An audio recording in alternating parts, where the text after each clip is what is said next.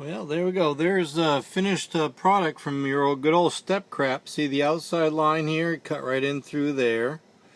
And it came out here. See, it's supposed to be outside line. Cut right through here.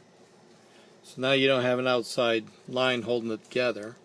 All you got, and that's due to the Stepcraft. And I should have known when I bought this, because it says Stepcraft. It's just like you stepped in a piece of crap when you buy this product. So, there you go. So there's another, there's a couple hours worth of time wasted and material that you just got to throw out. Isn't it wonderful? So just remember, step crap.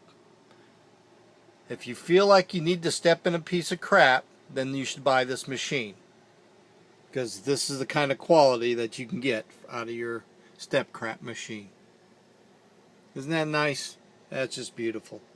So there we go. Now we got a piece of useless MDF that we have to throw away. Great. So just remember, step crap.